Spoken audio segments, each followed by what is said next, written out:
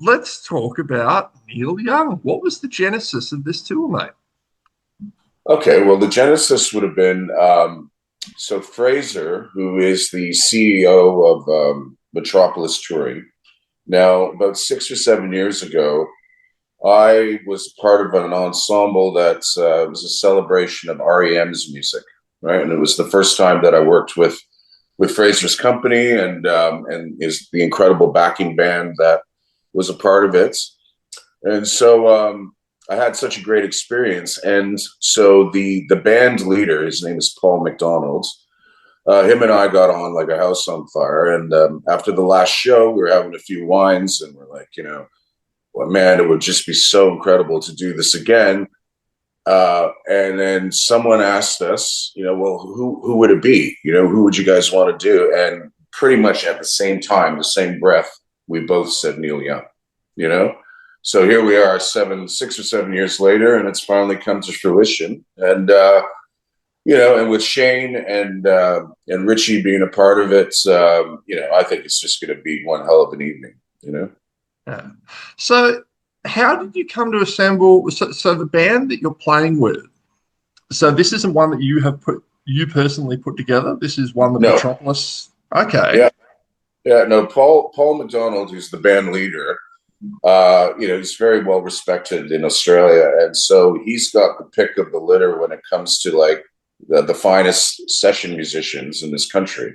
And they all jump at the chance to be a part of something like this. So all I know is that it could be different people this time around, but I know that when I get up on stage, the band behind me is going to be like, top shelf. So I have no worries whatsoever. Awesome. So it's you. Pardon me. I'm sorry. I've forgotten his other. Shane, was it? There was another. Yeah, singer? Shane. Yeah. So is it just you two, or are there other? No, and then Richie from Tumbleweed. Yes, Tumbleweed, of course. Now, was he always involved, or did he come in later in the process? I think we were all asked at the same time, more or less. So. I've not met Shane yet, so rehearsals don't begin until early August.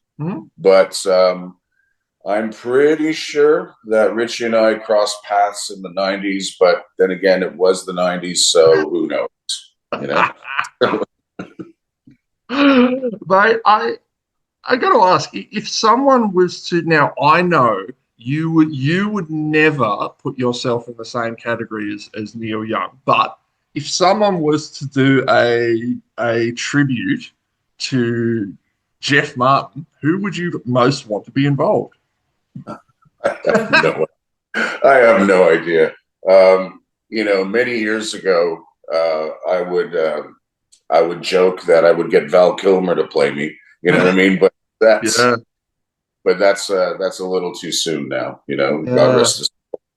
I don't know, buddy. Like there was one time back in Canada, this is about a decade ago, I was in Vancouver, and this is where Stuart Chatwood lives, the bassist, the keyboardist from the Tea Party. And him and I found out that there was a Tea Party tribute band. I think they were called Raven Skies or something like that. And so we went to see them at this little club, not letting them know that we were there, right? But it was funny because, the Tea Party being a 3-piece band, but they had like 3 guitar players on stage just trying to figure out what I was doing with one guitar. So I felt bad for them because they had all the wrong tunings and it looked like they were breaking their fingers trying to play Tea Party music. And I was just like, but yeah, so I really can't answer that question. Fair. Now, oh God, my daughter, I had a 10-year-old and an 8-year-old. And my daughter came in and heard me listening to Neil Young, and she asked who it was. And when I told her, she said that he should change his name to Neil Old. Oh. It's like, come on, you can't do that. She's young. It'll change. Yeah. So, no, he did have a song called Old Man. That's okay. True. This is true. Yeah. Well, he has one of the most unique voices in rock music. Let's be fair, right? Yeah. And I think that's what's going to make these concerts so I believe they're going to be magical because, I mean, the three vocalists between myself, Shane, and Richie, like, we don't sound anything like Neil Young, you know, like no one does, right? So, and that's why, like, people need to understand this is not like a tribute concert. Like, you know, like tribute bands are all well and good, but you know, their job is like to get up there and basically emulate as close as possible, you know, the actual artist, right?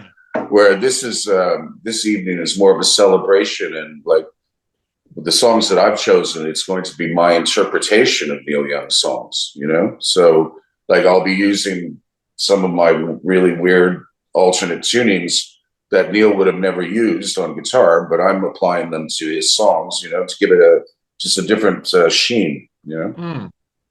Was it, when it came to approaching someone else's music, particularly someone who you respect as much as I'm sure you do, Neil, did you find yourself having to be disciplined and maybe have to, like, you'll come out with an idea and then pull back and say, oh, maybe not, maybe that's not appropriate? I don't know. Yeah. Well, I'm not going to let the cat out of the bag of what songs I'm singing, so that's not going to happen. But there was one particular song where I used a tuning that I have used quite a lot in the Tea Party's music, but more or less like the more like Middle Eastern sort of side of things. And it sounded too Middle Eastern for a Neil Young song. You know what I mean? So I was like, you know what? I'm going to back that off, you know? But yeah, so there was a couple of things, but it's going to be interesting because some of the guitars that I'm bringing out for this show, they've never left my recording studio. Like, you know, there's certain guitars that I have that are over in Canada because that's all for the Tea Party. And then I have a very unique collection of guitars here at my recording studio. But, you know, this gives me an opportunity to bring them out. And like, especially for guitar aficionados, like, you know, there's going to be a lot of like, whoa, gasps, all that stuff, you know, and like, that's going to be fun. Yeah, so. I love it. The guitar nerds are a special breed, aren't they? Like there's just yes, we are. Yes, we are. Oh, bless! I love it, and the best part is they'll be talking like when they'll get started. I have very little technical knowledge when it comes to music. Music is my obsession. It has been my whole life, but I can't play for shit. So you know, when you know, there's a very big gulf between people who just absorb the art and people who actually play it. Man, hearing guitarists going on about pedal boards and stuff, it is just, it may as well be Japanese to me. I'm like, I know. Yeah. What's the, actually, no, I was going to ask what's the most you pay for an instrument, but who cares? Like, I don't think that's all good. Instead, screw it. Like, one of Brisbane's most famous bands is actually named after a Neil Young song. You know, Powderfield. Yeah. What are some other examples of Neil's influence that you can see in the music world these days? Well, I mean, certainly, you know, Neil's music had a massive effect on the grunge movement. You know, back in the early '90s. I'll tell you a story. When the Tea Party was recording our second record, The Edges of Twilight, okay? So we were recording in Los Angeles at the very famous A&M Studios, you know, affectionately known as the Barn. Massive, massive place. Mm-hmm. And so we were recording in the big room, and because of the success of our first record, Splendor Soulless, so EMI threw like massive recording budget at us, right? You know, and so instead of spending it on, you know, women, drugs, and cars and stuff like that, we spent it on musical instruments like from all around the world. So this big recording room looked like the most exotic music shop you've ever walked in, right?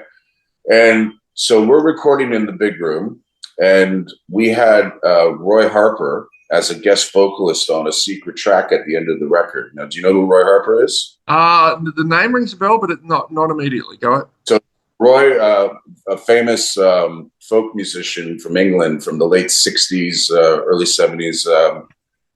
He was considered like the Bob Dylan of England, but he was a massive influence on Jimmy Page, Robert Plant, and Pink Floyd. And, the guy looks like Merlin, like, white hair, white beard, all that stuff. But him and I became fast friends like in the early 90s. And so I invited him to sing on this song. Now, meanwhile, in the smaller room, Pearl Jam's recording and with Neil Young, right? So it's the two young bands with these two legends, and Neil and Roy knew each other.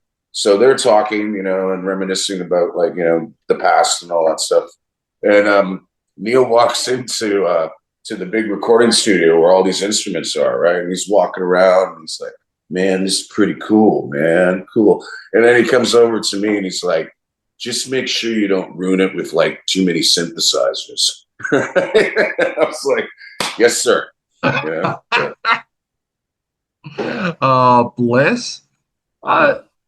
Look, now, being that this is, well, not a tribute, but, it's a night exploring, obviously the music of Neil. Will there be a section of the performance where you pick a fight with Spotify? Where what? Where you pick a spot where you pick a fight with Spotify? Yeah. No, I'm not going to pick any of those battles, man.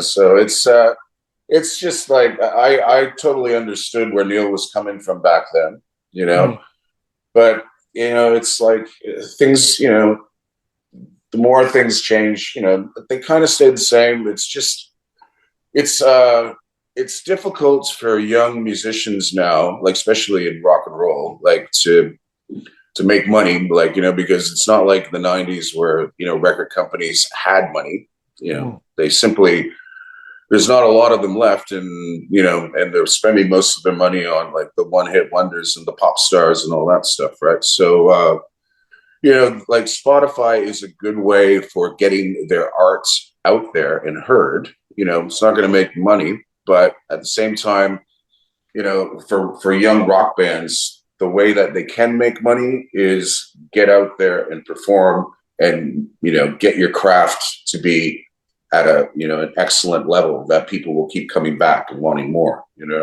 So, I mean, that's that's the thing with like, especially with the Tea Party, like when we toured in June here last year, before after you and I spoke, like the first, like these massive sold out shows that we were playing, but the first 20 rows were all 20-year-olds, Yeah. And so it's like fantastic, but they probably either discovered us through their parents, record collection, or a lot of them Spotify or Apple Music, or whatever, you know what I mean? So I don't care as long as they keep coming to concerts, It is so weird, isn't it? The like surprise demographics.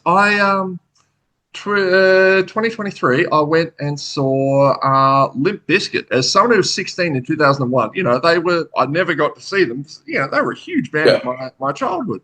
And, but, their last big album was 2000.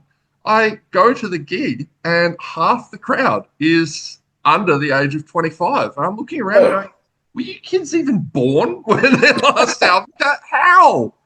Yeah, but you know what? Good music is good music. Like, it's if there's integrity behind it, it stands the test of time. Like that's basically what I'm, realizing with the Tea Party's music. It doesn't. It's not nostalgic. It doesn't belong to a decade. Like, like you can't say the Tea Party was grunge or whatever, because it's just like it's just world music, but with hard rock, and rock and roll.